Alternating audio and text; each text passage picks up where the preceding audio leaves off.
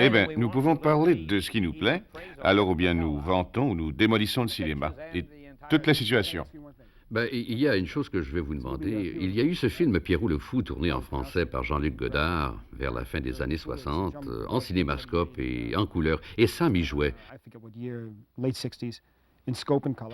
Au cours d'une soirée, on lui demandait de définir le cinéma.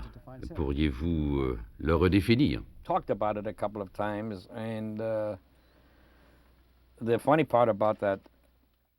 Le plus drôle de l'affaire, c'est que je ne parle pas français. Il y avait cette jeune femme à qui Belmondo poserait une question qu'elle me traduirait en anglais.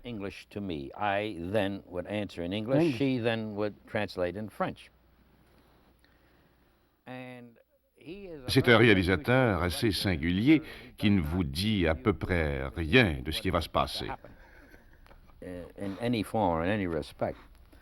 Quand il m'en a parlé, il m'a donné un indice. On va vous poser une question sur un film. J'ai dit, j'ai combien de temps pour répondre?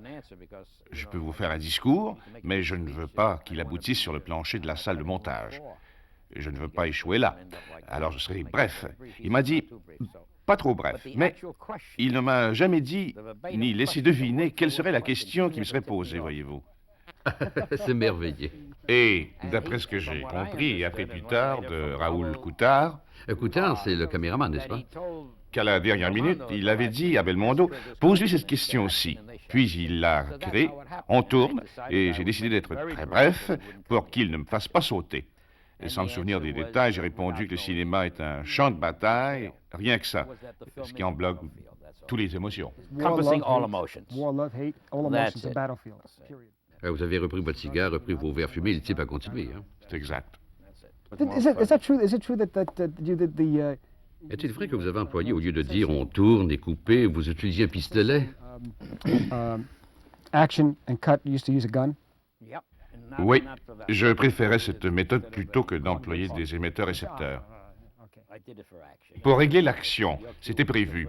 L'un réagissait au premier coup, un autre au deuxième coup et un autre encore au troisième. Ce qui fait penser, qu'employez-vous pour donner vos indications? Cela m'intéresse. Dans New York, vous aviez je ne sais combien plus de figurants que Cecil B. DeMille. Je n'avais de ma vie vu une foule pareille. Vous n'aviez jamais vu autant de monde. Enfin, en arrivant sur le plateau, j'ai dit, qui sont ces gens-là? Ils étaient tous en smoking. On m'a dit, mais c'est votre film. J'ai dit, il en faut plus. Plus de quoi? De métrage? Plus de monde et plus de métrage. Il en fallait davantage. J'ai dit à Erwin Winkler, il nous faut plus de monde. Regardez ce décor. Si je passe un type dans un coin, il en faudrait 5. Il m'a dit, d'accord. Nous avions 5, 6 ou 7 assistants réalisateurs. Ils sont venus me faire part de leurs idées. J'aimais pas. Et j'ai dit, bon, ce groupe-ci, ici, ce groupe-là, là, l'autre, là. Et celle-là, on la voit trop. Placez-la là-bas. Celle-ci par ici. Et De Niro, alors, c'est intéressant. À sa première apparition sur le plateau, j'ai dit, mais regardez-moi ça. Il faut lui couper les cheveux, ce type. Les cheveux courts, parce que c'était en 1945, le jour VJ, n'est-ce pas?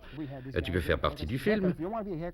Coupe de cheveux, pas de coupe de cheveux, dehors. C'était réglé, un point, c'est tout.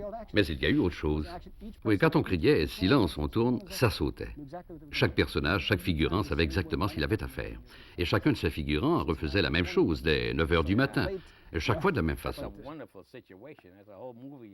Le type a écrit tout un scénario, il a toujours voulu faire du cinéma, mais il est barbier. Il en parle à sa femme et c'est l'engueulade, et cela devient l'obsession. Il a dit à sa femme que peut-être il jouerait vis-à-vis de la vedette Minelli, et il découvre qu'il y a sur un plateau 150 barbiers qui sont là à couper les cheveux de trop. C'est un gag amusant. Mais le signal de départ, comment se donnait-il?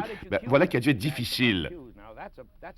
Non, j'utilisais comme signal ce que j'aime faire, c'est de ne pas leur faire savoir que c'est moi qui réalise, si on peut parler de réalisation. Ce que je fais, je brosse un tableau, je le dessine littéralement, je le donne à Laszlo, en l'occurrence Laszlo Kovacs, et je leur dis, voilà, c'est tout.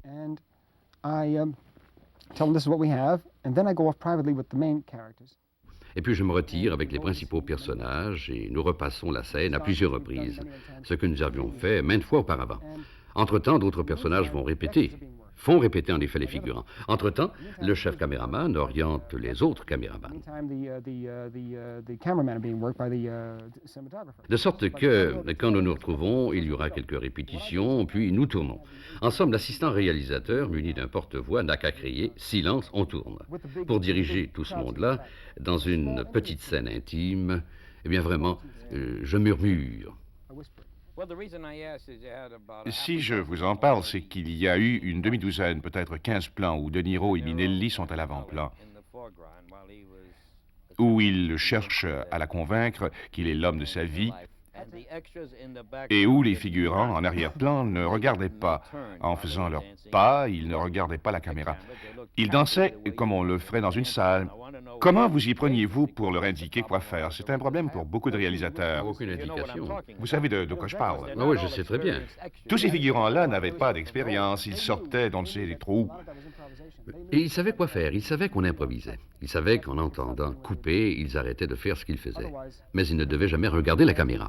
Ils pouvaient faire ce qui leur passait par l'esprit jusqu'à un certain point, ou simplement répéter le mouvement.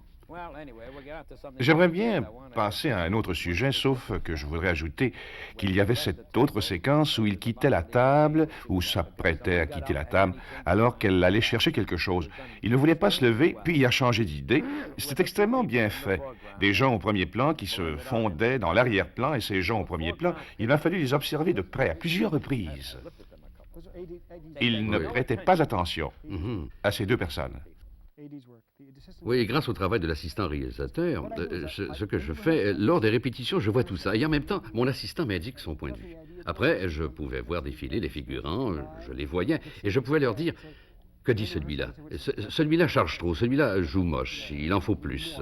Le plateau est vide, il me faut des gens qui circulent. Lors des répétitions, Eh bien, j'ai trouvé ça excellent. En fait, parce qu'il avait cet œil vague qu'ont les danseurs quand ils... Oh, oui, mon Dieu, oui, et il dansait sans musique. Avez-vous déjà, pour tourner une séquence, eu recours à un pistolet comme signal? C'est excellent, vous savez, lorsqu'on tourne à l'extérieur et qu'il y a beaucoup de monde. C'est très, très efficace. Non, mes gens criaient dans les porte-voix amplificateurs ou de puissants haut-parleurs. C'était le bordel, le Capharnaüm. La première séquence montre des souliers marrons, bruns et blancs. Et la caméra monte et descend et se fixe. Pour régler cette séquence, nous avions des types en travesti, et nous avions, c'est incroyable, inénarrable. Vous avez l'air fourbu aussi. Voilà pourquoi j'ai l'air vanné, oui. J'en ai pas fini de ce dernier film, 22 semaines de tournage, moi qui croyais tourner en 14 semaines. Cela a duré 22 semaines, et je tournais The Last Waltz en même temps, le film sur les orchestres de rock'n'roll. Oui, je l'ai vu, formidable, formidable. Nous en reparlerons. Mais cette maudite pièce, quand je dis maudite, je ne veux pas en médire, mais alors c'était tout un boulot, vraiment tout un boulot. Dans un Taxi Driver, à quelle unité militaire appartenait le personnage? Je ne sais pas comment on dit ça, mais ce type était force spéciale. Force spéciale. Les bérets verts de l'armée des forces spéciales, tout comme les gars des bérets verts. À cet égard, Vic McNada était notre conseiller spécial. Il a fait l'école de cinéma avec moi, puis il est allé... Les forces spéciales. C'est qu'il s'agit là de leur insigne. Bon, en tout cas, Vic McNada était notre conseiller spécial. On le voit dans le film. Il joue le rôle de l'un des types qui essaie de l'arrêter. Vous savez, un de ces types du FBI. C'est un gars court et râblé qui a fait partie des forces spéciales des fusiliers marins. Il avait fait l'objet d'un examen de la part du monde du cinéma, puis de la fraternité, et passé par la fraternité, puis en est sorti pour entrer dans les forces spéciales de la marine. Il regarde les bérets verts de haut, c'est une affaire de rivalité. Mais vous n'avez identifié personne, en fait, à cause du personnage qu'il jouait. De Niro et moi, nous avons tout ressassé, sa façon de se raser la tête et tout le reste. Si les militaires se coupaient les cheveux très courts, c'était pour échapper aux insectes, aux maladies, pour des raisons d'hygiène, en somme. Mais De Niro, dans le film, est un peu bizarre à cet égard. Il va trop loin, il charrie, pour ainsi dire. Grâce à Vic McNada, nous avons appris une foule de choses très étranges. Dans les forces spéciales, il y avait des soldats aéroportés. Évidemment, vous en savez plus que moi là-dessus. Puis on les déposait par avion, loin derrière les lignes. On leur enseignait à manger du serpent vivant. Ils apprenaient à tout faire et à faire de tout. C'était tout un entraînement, et ces gens faisaient d'excellents commandos. Excellent pour un végétarien, en tout cas. Merde de merde con. Dès qu'on a voulu me parler de ces serpents, j'ai dit une seconde, hein, oh là. Si j'en ai parlé, c'est parce que vous avez bien pris soin avec ce personnage en particulier, Très juste. avec ce personnage-là, de ne pas offenser aucun régiment à cause de ce qu'il aurait fait. Oui, parce que lui, il a dépassé tout ça. Il le fait. Vous savez pourquoi? Parce qu'il veut le faire. Nous ne montrons jamais. Le scénario ne montre pas, ne dit pas, n'explique pas pourquoi. Et c'est la beauté de la chose. Comment expliquer? C'est inexplicable. C'est la beauté de la chose. Entre nous tous, De Niro, Vic, Paul et moi, nous avons convenu que tout ce que fait cet homme resterait inexpliqué. Alors quand De Niro arrive sur l'écran, un gros plan de visage, lui, il le sait ce qu'il pense. Il sait ce que pense le personnage. J'ai beaucoup aimé ce film-là. Je me préoccupais des unités militaires en cause, à cause du film que je vais tourner. Je veux garder un certain détachement. L'unité King Kong, c'est le nom qu'elle portait. C'est ainsi qu'elle s'appelait? Nous avons formé King Kong et nous avons simulé. Nous avons fait un facsimilé d'un insigne qui n'en est pas un vrai, car nous pourrions avoir des ennuis. Je ne sais pas trop si nous aurions eu des ennuis, mais... C'était de mauvais goût pour certaines personnes. Oui, le mieux, c'est de laisser tomber, quoi. Vous savez, ça ne donne rien à personne que d'identifier quelqu'un qui a un fils qui a servi dans une unité. Les gens verront cet homme tirer du fusil. C'est un film à succès, alors plusieurs milliers de personnes l'auront vu. C'est la seule raison. Autrement dit, si c'est un four et que 6 personnes le voient... C'est ce que nous en pensions. Personne n'attacherait d'importance à l'insigne qu'il porte. Nous pensions que le film ne rapporterait pas un sou. C'est une façon très saine de tourner un film. Je crois que c'est une bonne chose pour le spectateur de savoir cela d'avance. C'est très sain. Bon, enfin, la raison pour laquelle j'aime bien cette émission-ci, nous ne nous tirons pas dessus.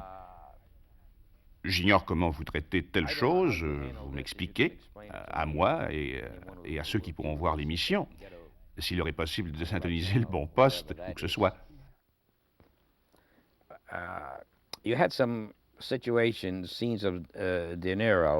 Vous avez tourné des scènes où De Niro jouait avec une arme.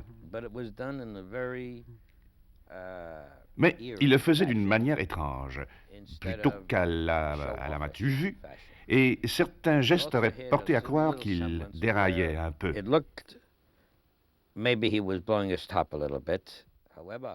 Toutefois, j'en connais assez sur le maniement des armes à feu pour savoir que s'il dérapait, il ne manierait pas cela avec autant de dextérité. Comment l'avez-vous amené à faire ça? Je veux dire, avez-vous répété longtemps? Oui, longtemps, avec McNada, le même type qui a servi avec les forces spéciales au Vietnam. Ah, il lui a enseigné les petits tours de main. Oui, il y a eu l'improvisation. Bobby lui ai-je dit, tu regardes dans le miroir. La scène de miroir avait été écrite par Paul Schrader, mais sans dialogue. J'ai amené De Niro dans le coin où nous répétions et je lui ai dit, Bobby, quand tu regardes dans le miroir, tu dis quelque chose. Dis ce que tu veux. Allô, que fais-tu là? Tu t'appelles comment? Ça va, toi? Il faut que nous trouvions quelque chose à dire. C'était la dernière semaine de tournage et il nous fallait quitter cet endroit. Dehors, nous tournions près de l'avenue Columbus et de la 89e rue, ce secteur qui s'appelle le Petit Porto Rico. Allez-y et vous verrez ce que c'est que le Petit Porto Rico. Mais Porto Rico, c'est tout court, hein? Ce territoire leur appartient. De l'autre côté de la rue, il y avait des types qui jouaient du tambour africain toute la journée et c'est ce qu'on entend sur la piste sonore. Enfin, j'étais étendu par terre et il a improvisé pendant 1h30 devant le miroir en essayant toutes sortes de gestes, de mouvements différents.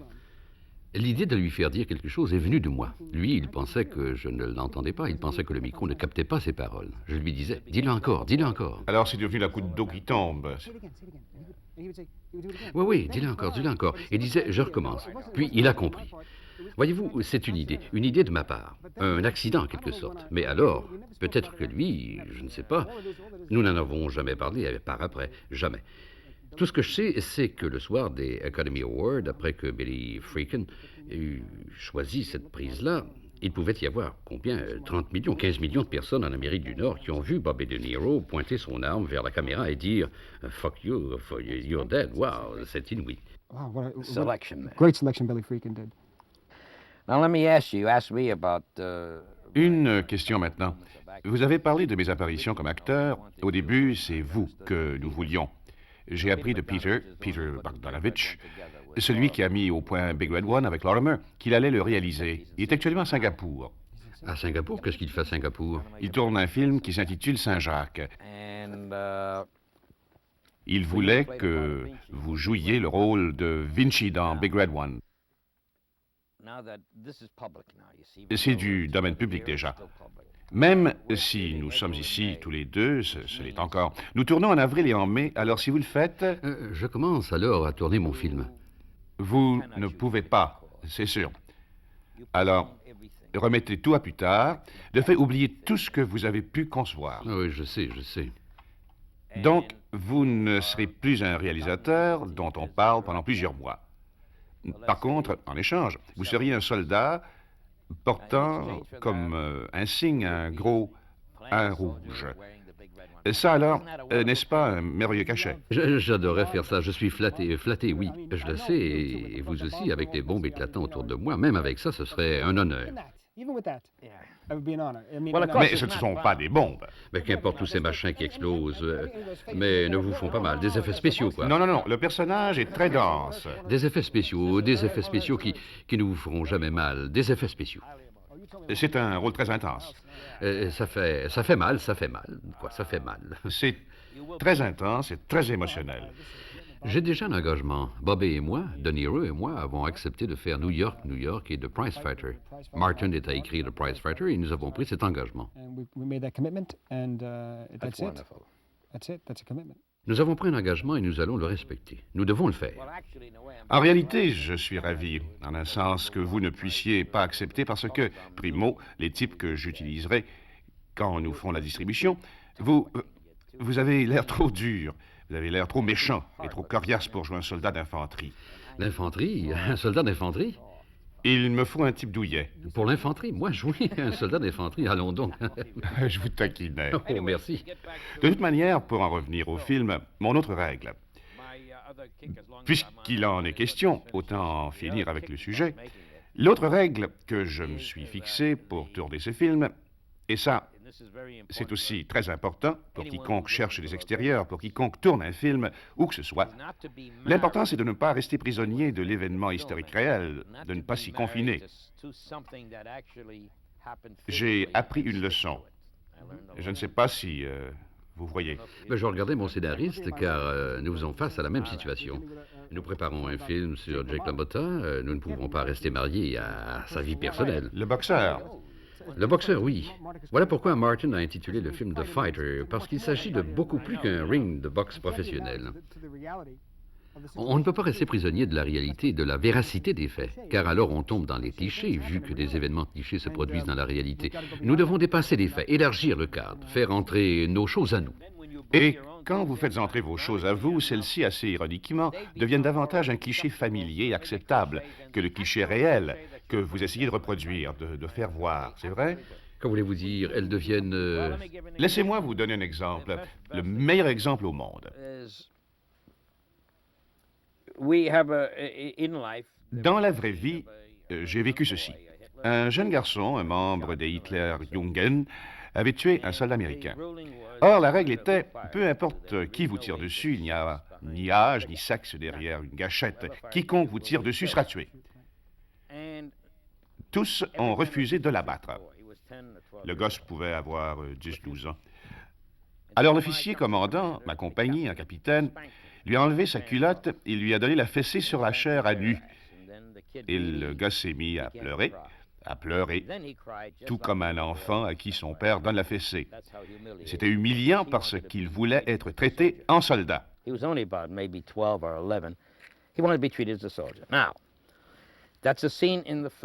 Cet incident deviendra une scène de mon film. Voilà pour les faits. Ce que je veux dire, cela vaudrait pour votre Jake LaMotta, le boxeur. C'est que nous allons filmer quelque chose qui s'est vraiment passé, d'accord?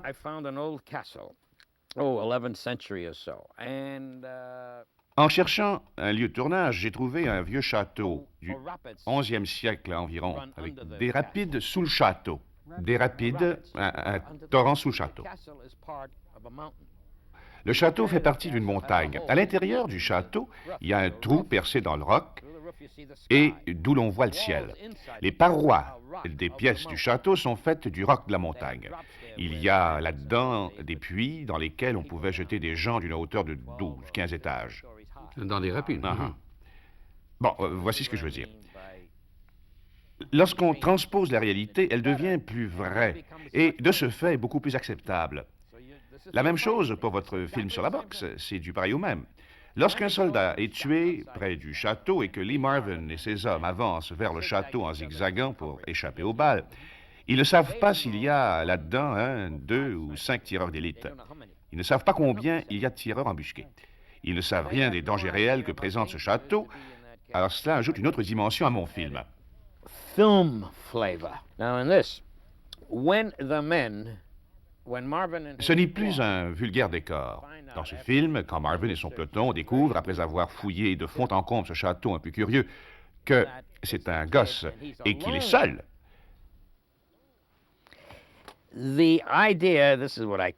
l'idée qui s'en dégage, ce n'est pas seulement qu'un des leurs a été tué, mais qu'après les quelques 10 minutes de suspense qu'ils ont vécu pendant qu'ils fouillaient le château, ils seraient assez en colère pour tirer sur le gosse, même s'ils n'avaient pas tué un Américain.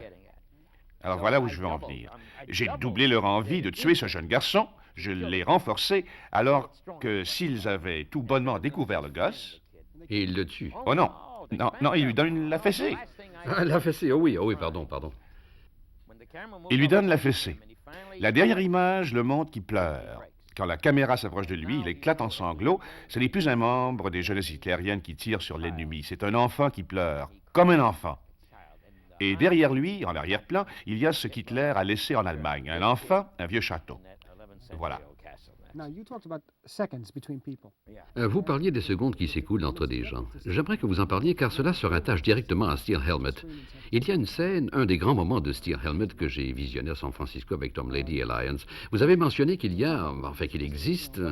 Ah, se regarder dans les yeux. Oui, se regarder dans les yeux. Décrivez-nous cela, car il y a une chose qui se produit. Gene Evans fait quelque chose dans cette scène, tournée d'une seule prise, après que l'enfant se fait tuer dans Steel Helmet. C'est exact, l'enfant, c'est Short Round. Short Round, oui. Eh bien, parlez-en donc un peu de cette histoire de se regarder dans le blanc des yeux. Oh, ça, lorsqu'un soldat s'empare d'un autre soldat et que le soldat ennemi se rend, c'est très difficile à rendre sur l'écran. Il se passe alors quelque chose de presque romanesque. La situation en soi n'a rien de romanesque, mais elle acquiert une résonance de romanesque, de fictif, d'inventé, dès que les deux hommes se regardent.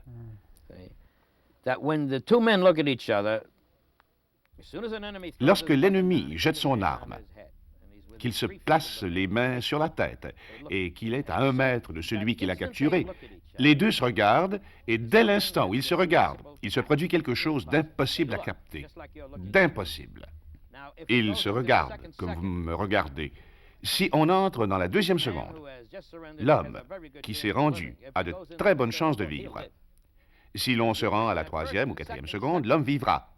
C'est entre la 1re et la 2e seconde que le premier dira « Je ne le ramène pas au bataillon ou je le ramène ». Voilà ce que j'entends par tension et c'est impossible, c'est formidable de capter ça sur film. Vous l'avez déjà montré à l'écran. Oh, dans celui-là, oui. Dans Steel Helmet, Gene Evans n'a qu'une idée, obtenir sa permission, celle qu'il attend. Et puis, la voilà sa permission. Il veut le garder vivant, ce type. J'oublie ce que c'était. Richard Lewis, peut-être. Harold Fong, enfin, bref, il tient à garder cet homme-là vivant. Parce qu'il est assez important. Il a le grade de major ou l'équivalent, j'ai oublié, mais... Il le tue. Lorsqu'il entend, c'est un dégueulasse, Gene Evans joue un sale type, un vrai couillon, un pur couillon qui se fout de tout. Il entre, il tire, et puis quand ils sont dans cette pagode où il y a Bouddha, la statue de Bouddha, et le type a déjà été blessé, c'est un prisonnier, mais il représente une permission. Il s'agit de le garder vivant. Mais le personnage de Gene Evans est un animal, comme un animal. Le film se passe en Corée et il y a cette scène formidable où, pendant tout le film, il y a ce petit garçon qui le suit et qu'il appelle Short Round. Il ne veut pas que l'enfant le suive, mais il y a des rapports d'affection entre l'enfant et lui. Au fond, il ne veut rien. Il ne veut pas s'attacher. Mais le gosse décide de sortir de la pagode pour 1 minute. Au moment où il pouvait en sortir, l'homme entend un coup de feu. L'enfant a été tué. Et il est surpris. « Tué? Comment? Comment ça? Le mot tué. Et puis, il y a ce Howard Fong. Oui, oui, le prisonnier est là, debout. C'est filmé avec un grand angulaire, et tout à coup, venant de gauche, Gene Evans entre dans l'image, le prisonnier est à droite, il y a un autre type au centre, un autre au fond, et la statue de Bouddha tout au fond. Et tout à coup, il s'est dit quelques mots. Gene Evans se tourne, et il tire. Et l'autre est projeté hors du cadre de l'image. On a envie de dire, voilà ta permission, elle est fichue, le gars. Alors quoi? Vous tuez cet homme? Mais c'est le pivot du film. Tout tourne autour de lui et vous le tuez. Et la prochaine chose que vous savez, le visage du Bouddha s'incline et sur la main du Bouddha, il y a une bouteille de plasma sanguin. On essaie de le garder vivant. L'infirmier noir dit, il est fichu. Qui êtes-vous? Demande-t-il. Des bouddhistes.